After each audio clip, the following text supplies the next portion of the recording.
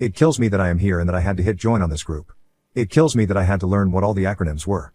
It kills me that I am writing this, but I am hurting and have no support system, and not sure what to do next. For those who care, here is my story. I am a 31-year-old man, my wife is a 30-year-old woman. We began dating back in high school over 15 years ago. We became so close, we did everything together and we were basically each other's first everything. We went to school together, learned how to drive together, and experienced college and the workforce for the first time together. Even though she was 2 grades behind me in school, that somehow was never an issue and we went to different, yet local, colleges, and that was still never an issue. I got a job at Walmart when I was 19 and she also ended up getting a job there a year or so later, so we even worked at the same place for a while together. We did everything together, vacations, schoolwork, day trips, movies, dates, shopping, anything you could think of. Her parents really liked me and I them, so they would actually let me stay in their house on weekends, in their daughter's room/bed, while I went to college. Never any real issues. After my 3rd year of college, I just moved my stuff into their house.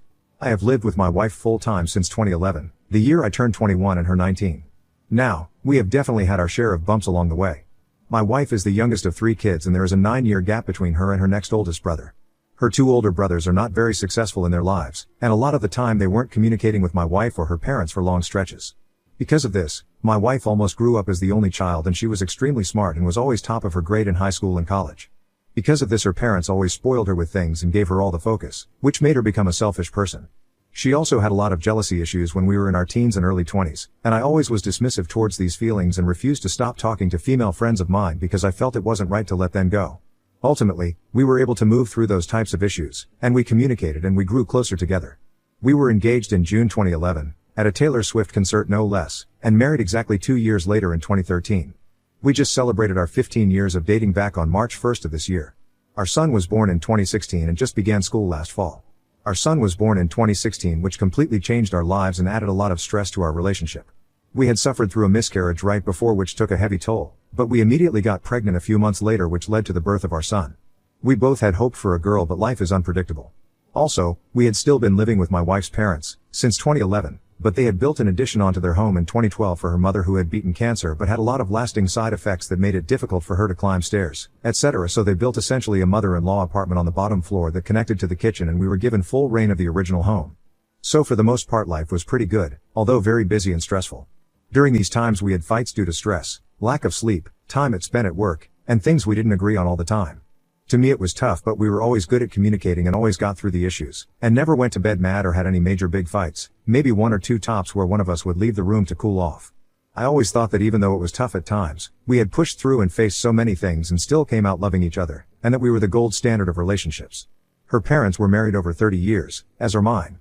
In 2018 my wife's mother passed away due to lasting complications of her long past cancer treatments, and that destroyed my wife. They were very close and we were still living in the 2 families with them, and she slowly became weaker and was placed in at-home hospice until she finally went. Her and her father were completely devastated, as was I, because she was a second mother to me and I loved her, and our son came to love her in his nearly 2 years of life. I realized I couldn't properly provide the comfort and support my wife needed in her time of need for reasons I still don't understand. I was raised to avoid pain and conflict, and to not show emotions. When my wife needed me, I could only say I'm sorry and rub her leg or arm instead of giving her the full comfort she needed. I feel this became the next major crack in our relationship. It took my wife a very long time to grieve and process her mother's death, and to this day I feel that my wife still never fully healed properly and in the best way. In the summer of 2020, in the midst of the pandemic, we had been house hunting for our first home, as I had gotten a very good job and finally wanted to spread our wings as a family and get our own house and yard in an area with a nice school district. Her parents' home is not in a great neighborhood, and our son would be going to the same school we had went, but it was not great then and fell to much lower depths since. While my wife agreed our son needed a better school to attend, she did not want to really move, spend the money, leave her dad who was still grieving, etc., which caused a big rift for us again. These issues, combined with years since our son was born of slowly drifting apart emotionally and just patching things, caused my wife to suggest in the summer of 2020 that we potentially consider separation for a bit. I at the time thought she was crazy for thinking we couldn't get through these struggles as we had always done, and we just needed to talk things out and work on ourselves. We were both still in our 20s and had our son to think about. I ultimately convinced her to reconsider separation and things improved for a while, but I feel we eventually fell into similar patterns. I see now that I wasn't as affectionate towards my wife as I should have been, and while my love language is acts of service, I don't feel I was fully fulfilling what my wife needed and what her love language needs were. We ultimately paused on the house hunting, but then in early 2021 I was offered a much better job with a well over 6-figure salary, but the location was about 45 minutes north of our current location. I really considered not taking it because I liked my current company and my job was very simple and I knew this job would be much more demanding. Ultimately my wife said I should take the job, and we now had a much larger budget for a house and the tax rates were at historic lows, so everything seems to align perfectly. We purchased a house about 40 minutes north and moved in late March 2021. Things were great at first in the new home. We bought a puppy that April, which my wife always wanted for years, but I always said no, not until we get our own home with a yard. In June we traveled to CT so I could buy her a new car, and over the summer we figured out she could leave her state job because of the poor commute, and I took on the extra financial burden while she settled into her rideshare business, Uber. However, right after the August 2020 incident where my wife mentioned separation, I began to develop health issues, which we now recently believe may have been mostly caused by stress and anxiety, and moderate depression. The buying the house and moving helped, but I still felt lousy a good deal of the time, physically and mentally. Our physical and intimate relationship suffered even further from this, but we were working through things together. Now to the tough part. My wife has complained a lot about the place we live in now because it is in a cellular and internet dead zone. It is far from things she is used to, far from her dad, which she is extremely close with, and it is tough for her because she likes to Uber down in the cities where we used to live versus up north where it is much quieter. Throughout some of March and April she began doing Uber quests, which force you to do a large number of rides in a few days' time. And to hit these goals my wife would sometimes sleep at her dad's house because it was too late to drive home at 2 a.m. This is completely reasonable and something she has done many times in the past with me there as well, so no reason to suspect anything. However, this became a more frequent occurrence and she started working more and more, when really, we didn't necessarily need the extra money. As a side note, my wife and I opened our own bank accounts at the same bank back when I first started working as a teen, and we opened up a joint account that was only used to save for our wedding, but then became our primary household account once we were married. My wife has been employed on and off throughout our relationship, but every time she is earning income, it would always go directly to her old personal account that was linked to the main account, while my paychecks always went to the joint account, and that is the one where all of the expenses and bills would be paid from. I never in 15 years had visibility into her personal account, and my account was only ever used around Christmas so I could mask the in-stores websites my purchases came from for surprise gifts. I haven't had money in that account in at least 3 or 4 years, if not longer. Then on April 30th, my wife told me she was going to go out and work rides and then hang out with her cousin, who we are both very close with, for her 30th birthday.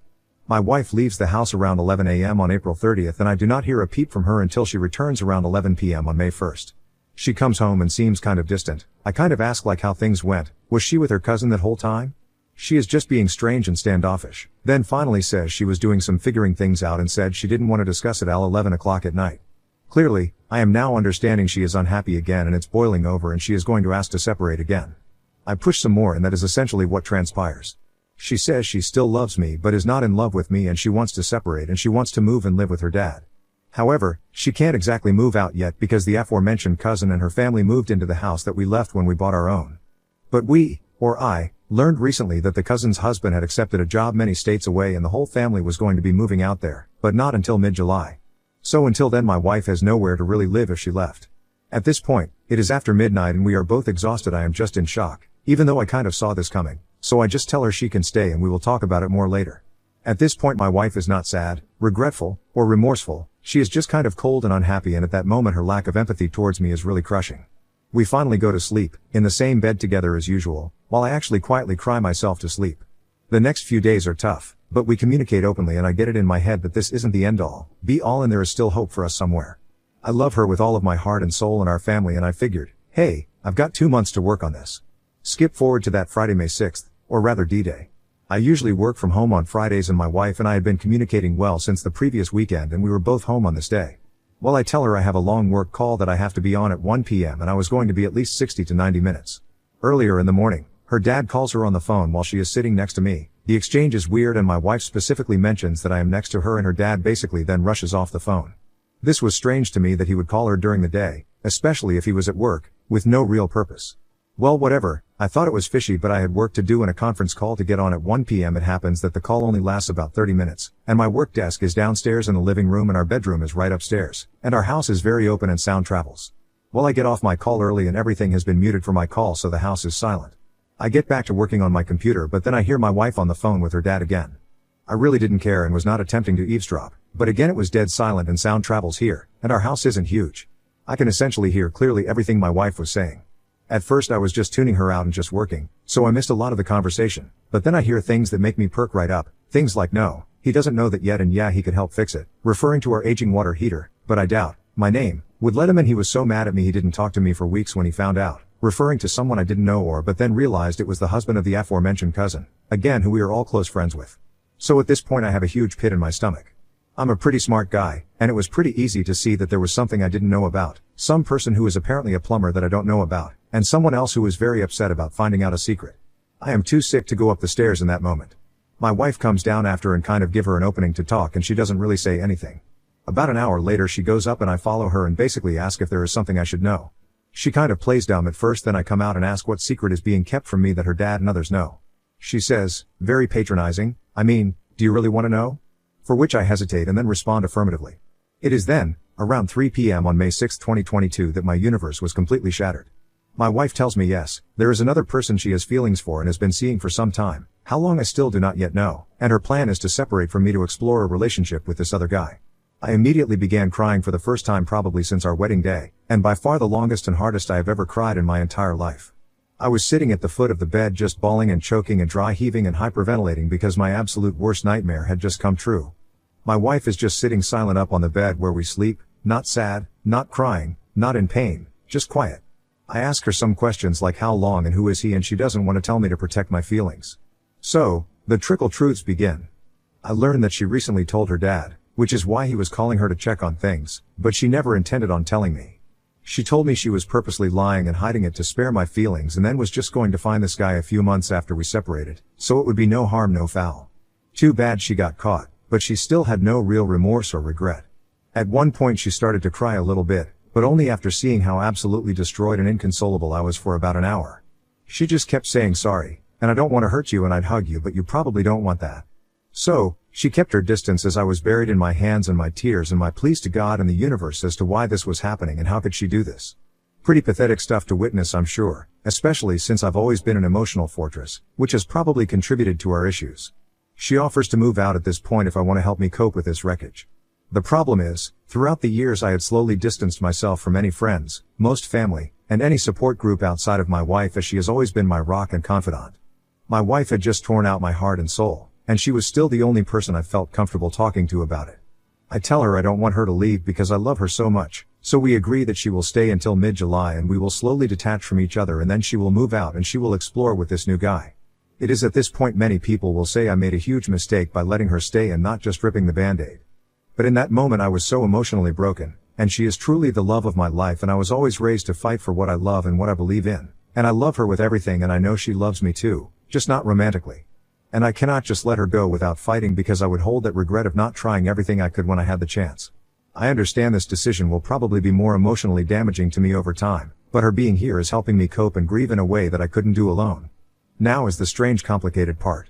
The sudden and intense shock and trauma of learning of the affair snapped my brain into realizing the things I had been doing wrong and allowed me to understand that I needed to be more supportive, affectionate, and emotionally available. It was in the next few days that I was determined to do a 180 so to speak and change my whole thinking and attitude towards my wife and our marriage. I began kissing her a lot, texting her, saying I love you a lot, holding her, cuddling her. We were being intimate and it was great. For 2 weeks this went on and we had another deep and long discussion where she said she was now torn on what to do because I had, by just expressing feelings that were already there, effectively somewhat relit the flame in our romantic life, and she was torn on what to do moving forward. This of course to me, the time, was the best thing I could possibly hear. My wife is reconsidering leaving? What I am doing is working. We will be able to build back stronger from this? However, my wife had a few previous plans already set up with Op that I was unaware of. A night away with him to watch him race mopeds, WTF? Which was last Saturday into Sunday, and a week vacation in mid-June to Myrtle Beach, which has been our annual vacation spot together since before our son was born. When I learned of these and that she still planned on going, I've heard all over again. I learned that I am now actively competing, and probably losing, to this op. Last Saturday, 5/21, we had a cookout in our yard to celebrate the nice weather. It was in the 90s here, and the cousin and her kids came up and we had a really great family day and my wife and I were very happy and affectionate all day. But then that night she packed her overnight bag, some SX toys, and hugged me and kissed me goodbye to go spend a night with Op. Holy F did that hurt. I was damn near suicidal. I was regretting asking to know the whole truth while letting her still live with me, pretending things were fine. When she came back that Sunday night, we were a bit distant, I was still hurting a lot, and we didn't talk much. The next morning as I'm getting ready for work and getting my son ready for school, I start to break down and say to my wife that we need to have a long discussion. She agrees and she cuddles me and says that this is hurting her and she feels that she is so torn and she hated leaving me that Saturday and she wants to use her next trip in June with Op to really figure out and decide what I want to do. This hurts me, but I get a small glimmer of hope that she might actually choose me and our relationship in all of this. So I am filled with some hope and I feel a lot better than I had in over 4 days, sick to stomach, not eating, shaky, etc.